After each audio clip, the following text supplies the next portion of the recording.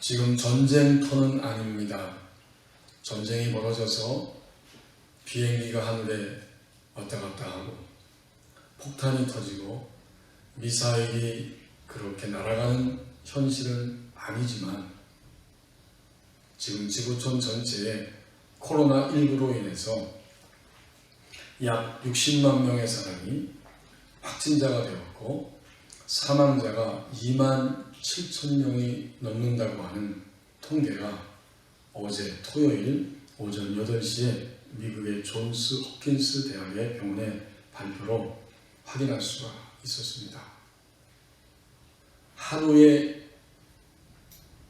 미국 같은 경우에 사망자가 200명이나 되었고 또 유럽의 이탈리아는 하루 사망자가 969명, 어제 오전 8시 통계죠.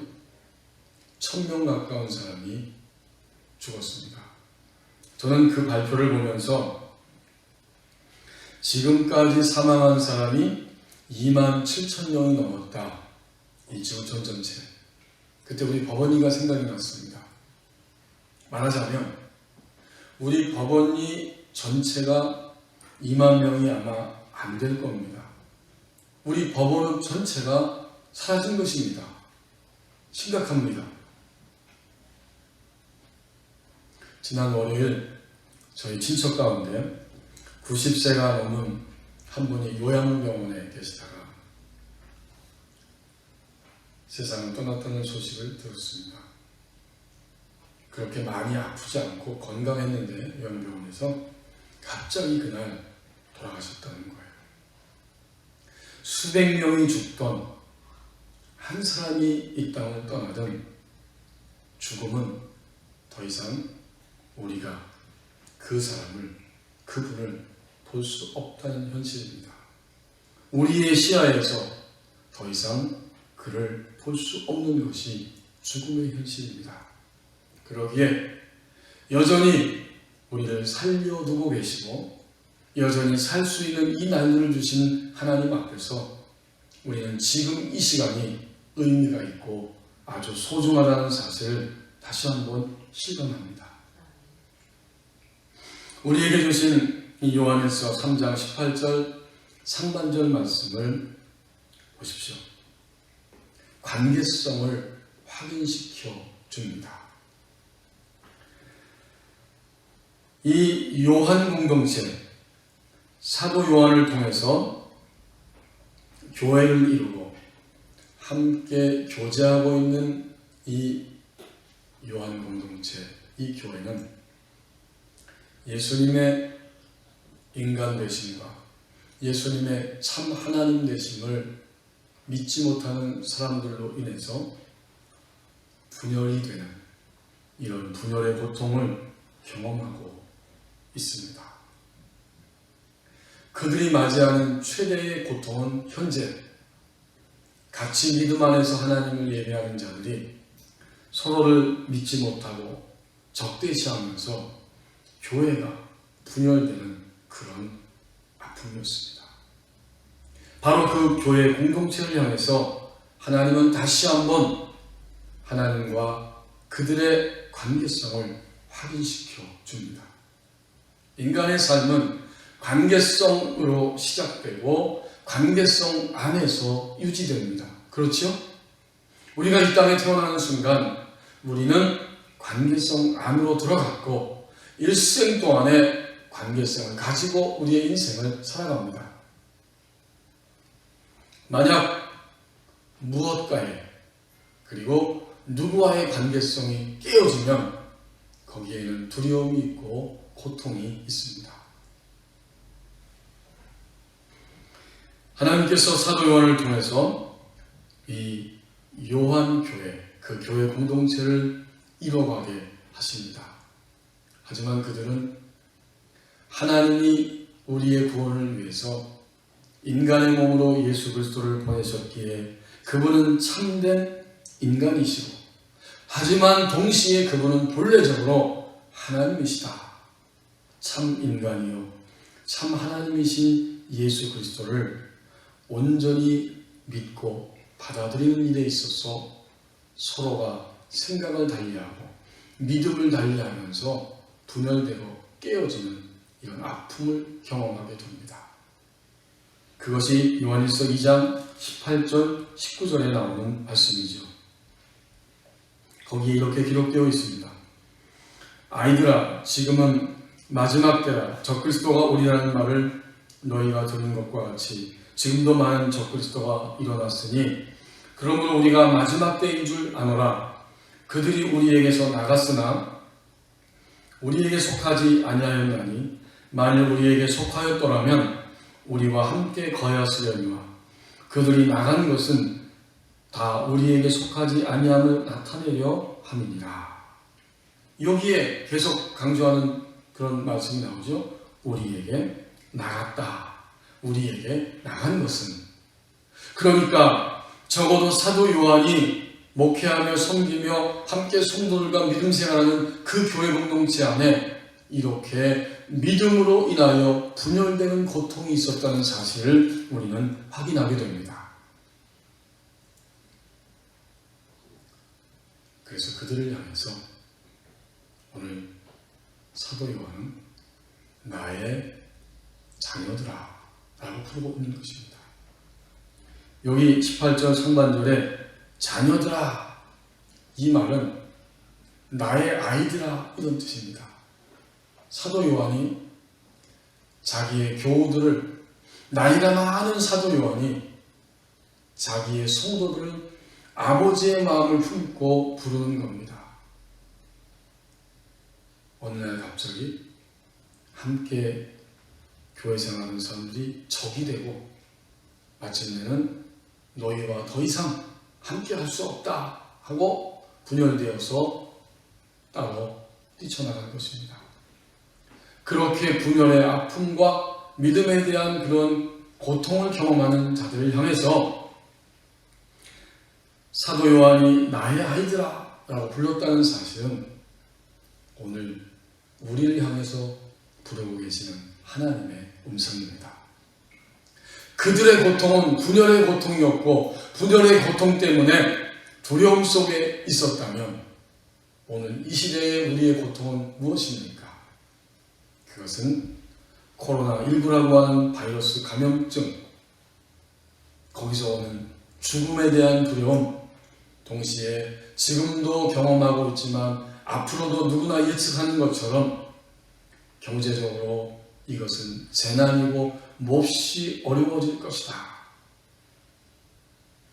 어떻게 이 경제적 어려움 가운데 살아갈 것인가? 이런 염려에 대한 두려움이고 바로 그 염려에 대한 두려움으로 인해서 우리에게 있는 마음의 한숨과 고통입니다. 그 시대의 고통, 오늘 우리 시대의 고통, 이 모든 두려움을 가지고 사는 사람들을 향해서 하나님은 우리에게 다시 한번 관계성을 확인시켜 주십니다.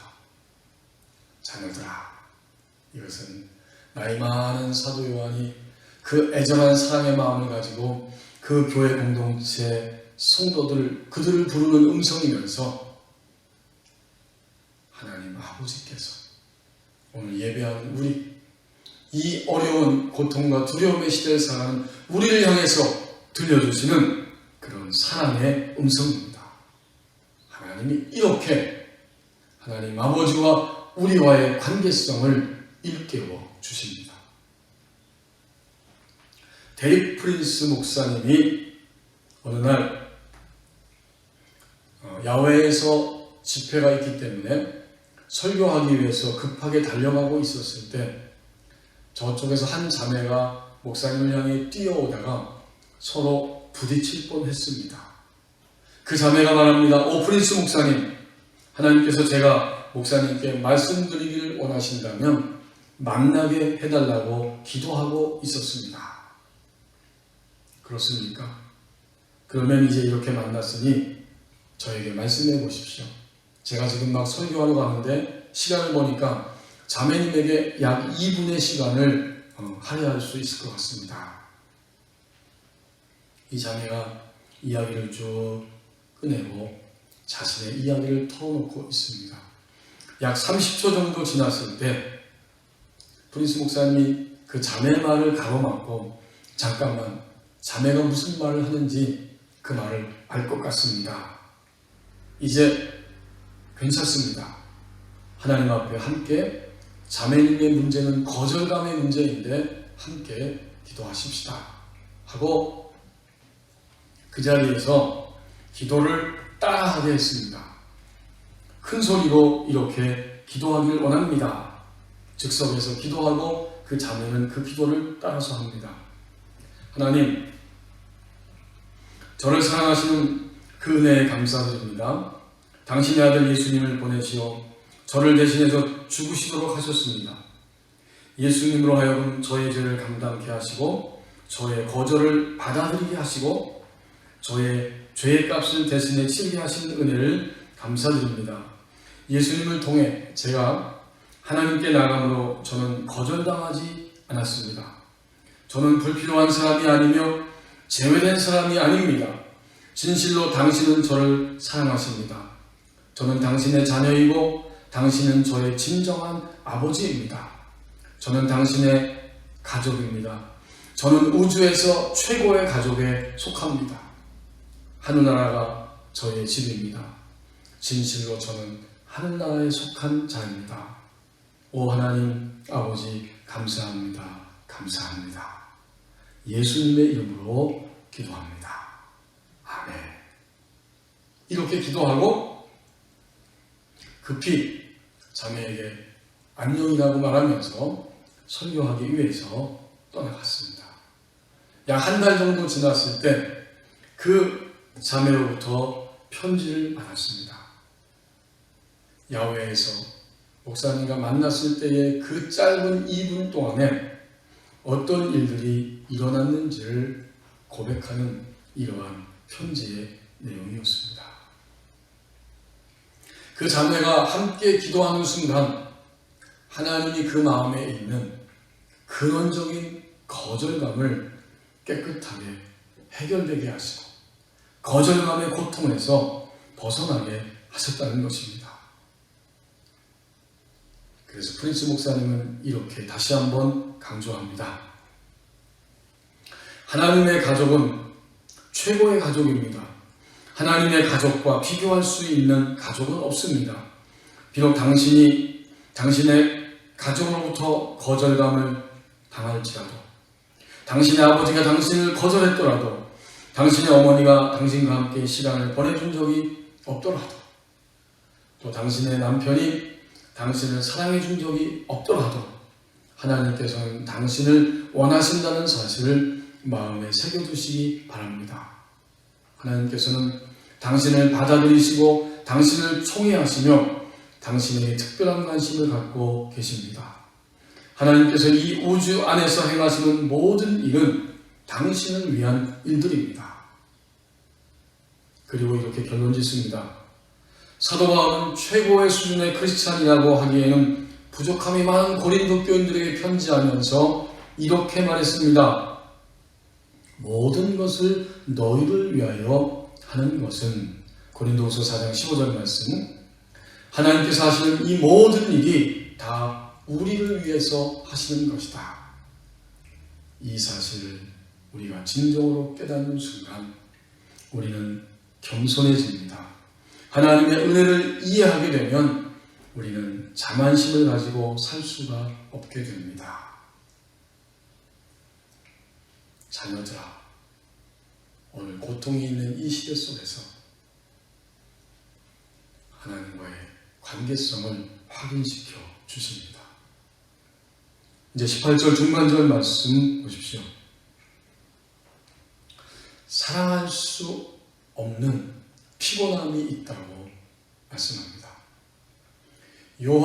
사도 요한을 교회 지도자로 삼고 있는 그 교회 공동체는 서로에게 결핍된 부분을 채워가는 이런 생명적인 사랑이 좀 더 많이 회복되어져야만 했습니다.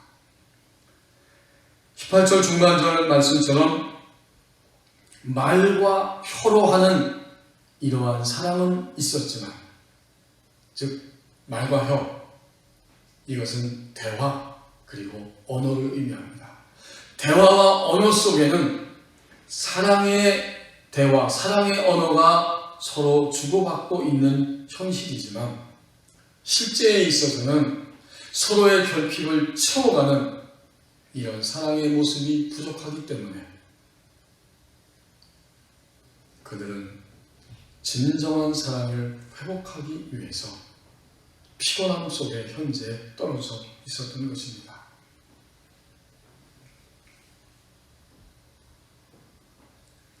말과 혀, 이것은 서로 대화하는 것과 서로의 언어를 주고받는 것인데 그 속에는 사랑이, 생명적인 사랑이 결핍되어 있었기 때문에 그들의 현실 속에는 상당한 피곤함이 있었습니다. 그것을 단적으로 보여주는 예가 오늘 우리가 읽은 18절 바로 위에 17절의 말씀입니다. 3장 17절에 보면 누가 이 세상의 재물을 가지고 형제의 궁핍함을 보고도 도와줄 마음을 닫으면 하나님의 사랑이 어찌 그 속에 거하겠느냐.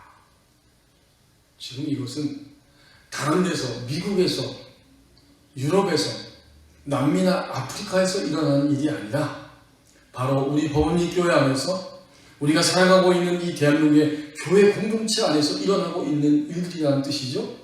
그래서 18절에는 형제라고 표현하고 있습니다. 누가 이 세상의 재물, 의복과 양식이 있는데 그것을 가지고 있으면서도 믿음의 형제의 궁핍함을 눈으로 보고 있으면서도 도와줄 마음을 닫아버리고 있다. 이것이 지금 그 교회 안에서 일어나고 있는 일들이었어요. 하나님은 이 현실을 보면서 사도 요한의 입술을 통해서 그 교회 공동체를 향해서 말씀하고 있고 오늘 이 본문을 대하고 있는 우리와 대한민국의 교회 공동체를 향해서 말씀하고 계십니다. 우리가 왜 이렇게 피곤한 것인가? 우리는 말로, 혀로,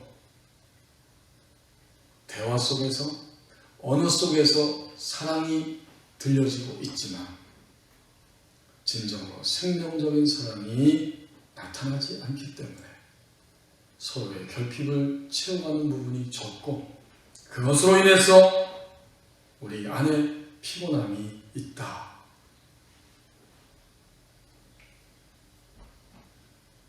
이 코로나19로 인해서 여러 가지 어려운 일들이 많이 일어나고 있죠. 4월 6일 계약을 할 수 있을지 아니면 계약을 해놓고 또 인터넷으로 수업을 해야 할지 많은 고민이 있다고 합니다. 부모님들은 아이들을 집에서 데리고 있는 것이 보통 어려운 게 아니라고 합니다. 하루 이틀이 아니고 이 오랜 시간 아이들을 붙잡고 있으니까 지칩니다. 한편에서는 어떤 직장인 아빠가 이런 댓글을 달았습니다. 정말 아이들과 함께하는 시간이 매우 적었는데 이번에 이런 사태 때문에 집에서 아이들과 충분히 함께할 수 있어서 오히려 감사하다. 이런 댓글도 달렸더라고요.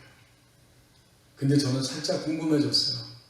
그 고백을 한 이후에 그 다음 계속해서 또 계약이 연기되었는데 지금은 그 아빠의 마음이 어떨까? 여러분, 이게 쉽지 않습니다. 우리의 혀와 우리의 입술은 사랑을 말하고 사랑의 소리를 들려주고 있지만 서로의 내면과 또 서로의 결핍을 채워가는 이런 생명적인 사랑은 여전히 많이 부족합니다. 그래서 사실은 나도 피곤하고 나와 함께하는 사람들도 피곤합니다. 우리는 이 코로나19 이 전염 감염증의 시대를 살아가면서 진정으로 우선은 신자들 안에 형제로 표현되고 있는 사도 요한이 섬겼던 그 교회 공동체 안에 생명적인 사랑이 흘러가고 있었는가? 먼저는 성도들 안에 이 사랑이 회복되죠. 왜 그럴까요? 우리 안에 이런 생명적인 사랑이 회복되고 흘러가면 그것은 반드시 외부를 향해서 표현되고 외부를 향해서 흘러가기 때문입니다. 그래서 먼저는 신자들 안에, 그리고 나서는 외부를 향해 손을 내밀 수 있게 됩니다. 이 시대는 성도들, 그리고 가까이 있는 우리 함께하는 가족들, 영적인 가족인 교회와 그 공동체 속에 생명적인 사랑이 흘러가고 회복되어야 하고, 그때 비로소 외부를 향해 손을 내밀어서 그들에게도 사랑을 흘러보낼 수 있다는 사실을 오늘 본문을 통해서 우리에게 다시 한번 확인시켜 주십니다.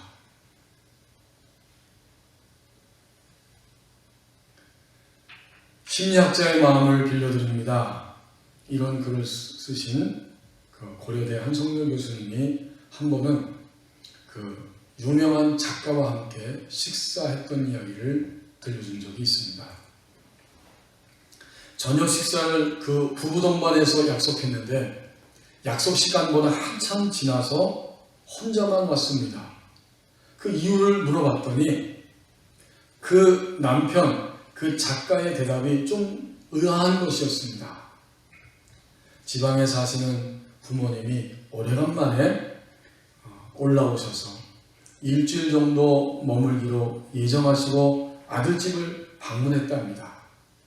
그런데 예정보다 일찍 불과 3일 만에 그냥 집으로, 고향으로 내려가셨다는 거예요. 그런데 이 작가가 생각할 때 부모님이 예정보다 일찍 내려가신 이유는 자신의 아내, 즉 며느리가 너무 대접을 잘했기 때문이라고 생각을 하게 되었다는 겁니다. 너무 대접을 지나치게 잘하다 보니까 이 부모님의 마음이 오히려 불편해졌다는 거예요. 그래서 결국 부부싸움을 하게 됐답니다. 그 작가가 말하기를 당신이 부모님에게 지나치게 이렇게 대접을 잘하는 것은 사실은 부모님과 함께 있기 싫어서가 아니냐, 이렇게 따졌다는 거예요. 부인의 입장에서는 기가 막히죠. 오랜만에 뵙는 시부모님을 정말 극진히 보살펴드렸는데 오히려 그것 때문에 비난을 받았으니 이 부인의 입장은 몹시 힘들고 마음이 상했을 것입니다. 그래서 부부싸움을 하게 되었고 자기 혼자 약속 시간 넘어서 오게 됐다, 이런 이야기였습니다. 이 한성렬 교수님의 그 판단은 이런 것입니다. 어느 것이 맞는 것일까? 추측이지만 이 작가의 섬세한 감성이 아내의 무의식을 꿰뚫어 본 것이 혹시 아닐까? 그 작가는 아내가 혹시 반동 형성을 사용한 것은 아닐까? 이렇게 의심하고 있었던 것입니다. 반동 형성. 속마음을 감추고 오히려 반대로 행동했다, 이런 거죠. 미운 것, 싫은 것을 감추고 오히려 과하게, 더 극진하게 대접을 했는데 그것으로 인해서 시부모님들은 불편해한 것이 아닌가. 물론 추측적인 판단이지만 진정 사랑한다고 하는 것은 쉽지 않습니다. 오늘 18절 중반절 말씀처럼 말과 혀로 하는 사랑은 분명히 있을 수 있고, 아니, 말과 혀의 사랑은 지금도 굉장히 많이 돌아다닙니다. 우리의 대화 속에, 우리의 언어 속에. 그러나 서로의 결핍을 채워가는 이 생명적인 사랑은 그렇게 쉽지가 않습니다. 사랑하지 못함으로 피곤함이 있다고 말씀합니다. 이제 18절 하반절 말씀을 보십시오. 사랑받음으로 사랑한다고 말씀합니다.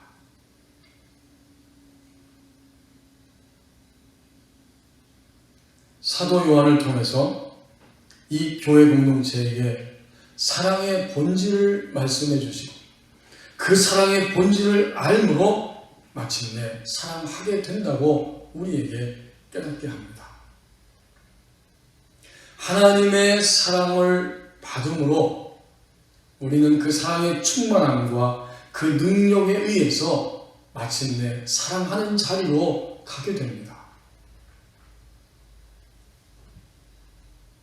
사랑의 표현인 행동, 그리고 더 나아가서 하나님께 사랑받았다고 하는 그 표현, 그 행동은 어디에서 시작될 수 있고 또 어디에서 시작되어야만 하는지를 이 하반절 말씀이 우리에게 보여줍니다.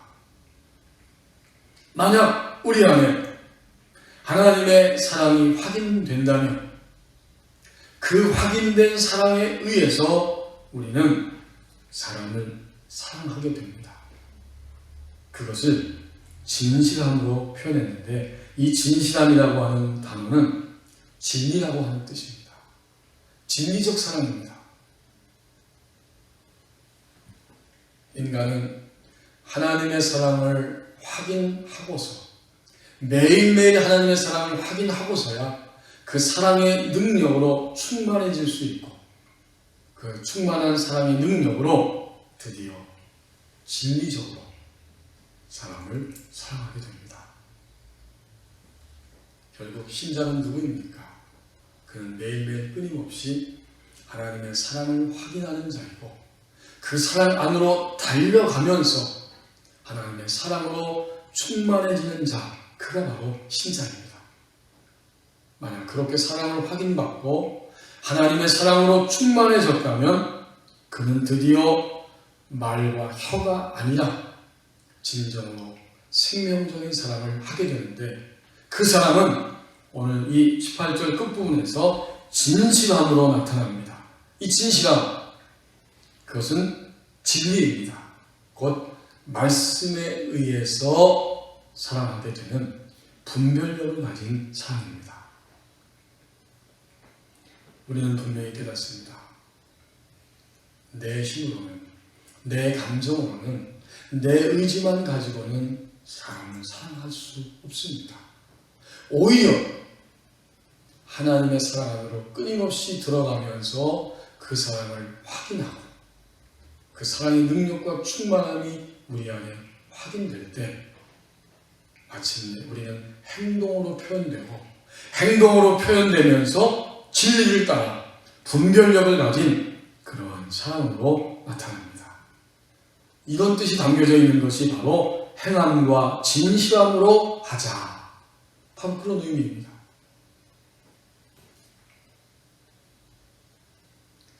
사도 요한을 통해서 요한 1서, 2서, 3서가 기록됐습니다. 요한 1서에서는 사랑의 본질이 하나님이시고 그 사랑의 본질이신 하나님의 사랑을 확인하고서야 우리는 행동으로 나가게 되고 행동으로 나가게 될 때에 진리적 사랑, 분별력을 가진 사랑으로 하자. 분별력을 가진 사랑을 하게 된다. 이렇게 요한 1서에서 말씀해 주시면서 요한 2서를 보면 요한 3서를 보면 한 장으로 되어 있는 짤막한 말씀들인데 요한 2서에서는 바로 분별력을 가진 사랑을 어떻게 보여주고 있는가. 교회 공동체에서 떨어져 나간 사람들, 분열주의자들에 의해서 만약 예수님이 육체로 오신 것을 인정하지 않는 그들이 너희의 가정교회에 들어올 때에 어떻게 되느냐. 그들을 집안에 들이지도 말고 인사하지도 않아야 된다. 이렇게 분별력을 가진 사랑을 이야기해 줍니다. 요한 3서에 가서 보면 가이오라고 하는 그 지도자가 섬기고 있는 교회 공동체가 있는데 이 가이오는 사도 요한을 통해서 보낸 이 순회 전도자들, 그들을 환대하고 받아들이고 있습니다. 근데 그 교회에 디오도 레베라고 하는 사람이 있는데 그는 자기가 으뜸되기를 좋아하고 자기만 으뜸이 되어야 하기 때문에 그 찾아온 순회 전도자들을 거절하고 쫓아내버립니다. 그는 결국 정상적인 믿음의 사람이 아니고 디오도레베는 잘못된 이단에 속한 자다. 이렇게 요한 3서를 통해서 말씀해주고 계십니다. 그러니까 행함과 진실함으로 하는 사랑이 무엇인가 보았더니 하나님의 사랑을 확인하고 그 사랑에 의해서 마침내 분별력을 갖게 되고 그 분별력에 의해서 거절할 때 거부할 때 거부할 수 있고 그 분별력에 의해서 환대해야 할 때 환대할 수 있는 이런 행동으로 나타나고 있는 것입니다. 행함과 진실함의 사랑은 바로 이것입니다. 하나님의 충만한 사랑을 받고 확인하고 끊임없이 그 안으로 달려들어가게 되고 마침내 그 사랑에 의해서 충만하게 되면서 분별력을 갖게 됩니다. 거부하는 것과 환대하는 것의 차이를 분명히 깨닫고 움직이게 됩니다. 1929년에 출생해서 지금도 생존하고 있는 독일의 하버마스라고 하는 철학자가 있습니다. 그는 인간의 모든 삶의 마지막 가능성을 대화에서 찾았습니다. 이 올바른 대화를 통해서 인간은 인생을 살아가는 열쇠를 가질 수 있다. 그러면서 합리적인 그 올바른 대화의 기준을 4가지로 제시하고 있습니다. 만약 누군가 대화를 한다면 이 4가지 기준을 가지고 대화할 때 서로가 대화 속에서 함께 길을 찾을 수 있게 된다.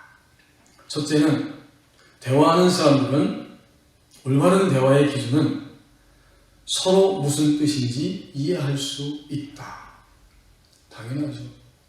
서로가 서로에게 말할 때 상대방이 무슨 이야기를 하는지 그 말의 뜻을 이해할 수 있게 되는 것. 두 번째는 그 내용이 참여해야 한다. 거짓을 말하지 말고 있는 그대로 정직하게 그 대화의 내용은 참여해야 한다. 세 번째는 상대방이 성실히 지킬 것이라고 믿을 수 있어야 된다. 그렇죠. 자기가 한 말에 대해서 저 사람은 그대로 지킬 거야 라고 서로가 서로에게 한 말에 대해서 지킬 거라고 하는 믿음이 있어야 된다. 마지막 4번째는 말하는 사람들의 관계가 평등하고 수평적이어야 한다. 위에 있는 것도 아니고 아래에 있는 것도 아니고 서로가 서로를 대할 때 똑같은 수평적이고 평등한 관계 속에서 대화가 이루어져야 됩니다. 저는 이 글을 읽을 때 하나님이 먼저 우리에게 이렇게 대화하셨고 지금도 만약 누군가가 하나님을 만나고 하나님과의 사랑을 확인하려고 하면 바로 이러한 과정, 이런 대화의 원칙을 지켜야 되는구나라는 사실을 깨닫게 됩니다. 하나님은 첫 번째 원리, 서로가 무슨 뜻인지 이해할 수 있어야 한다. 하나님 자신이 우리를 이해시키기 위해서 알아듣도록 사람의 몸으로 이 땅에 오셨습니다. 그래서 우리는 인간의 몸으로 오신 예수님, 그분을 믿을 때에 마침내 하나님이 밑으로 내려오셔서 우리의 수준에 맞춰주시기 때문에 우리는 하나님을 부르며 하나님과 대화할 수 있게 됩니다. 두 번째로 참여해야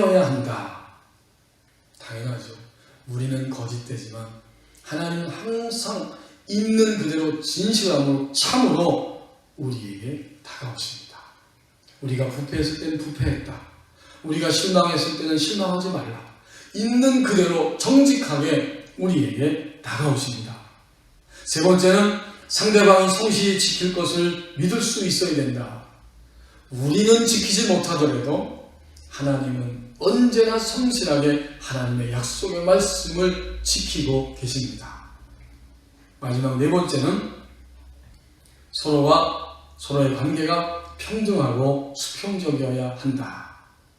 감사하게도, 정말 감사하게도 하나님은 우리를 인간의 몸으로 오셔서 똑같은 자리에서 사랑으로 우리를 대해 주십니다. 그러니 여러분, 오늘 고통이 있는 이 시대 속에서 우리는 하나님의 사랑을 확인할 수 있습니다.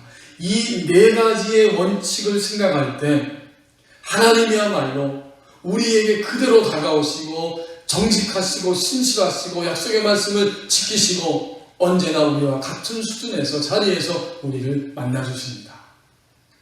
그러니 오늘 우리는 무엇을 해야겠습니까? 절대적으로 하나님의 사랑 안으로 들어가야 합니다. 그때 마침내 우리도 이러한 네 가지 원리에 의해서 다른 사람과 대화하기를 시도할 수 있고 그들과 대화하면서 마침내 사랑의 관계성을 형성할 수 있는 길로 나아가게 됩니다. 무릇 모든 인류는, 인간은 사랑받음으로 사랑하게 된다고 말씀합니다. 종종 그리고 여러 번 서울에 있을 때부터 갔던 자리가 바로 벽제 화장장, 벽제 승무원입니다. 거기에 일하는 직원이 한 이야기를 저는 종종 생각하게 됩니다. 저를 보고서 이렇게 말했습니다. 목사님, 확실히 인생은 하늘에서 정해주신 것 같습니다. 어떤 날은 시신이 너무나 많이 밀려와서 너무 정신이 없는데 어떤 날은 시신이 너무 적어서 한산합니다. 그렇습니다. 오늘 우리의 삶과 죽음, 이 모든 것들은 그분이 크리스찬인지 아닌지 모르지만 하늘의 뜻, 하나님의 뜻, 우리 아버지의 손 안에 있습니다. 그러므로 지금 살아있는 이 시간 우리의 삶의 우선순위는 무엇이겠습니까? 사랑받음으로 사랑하라고 말씀해 주십니다. 기도하겠습니다.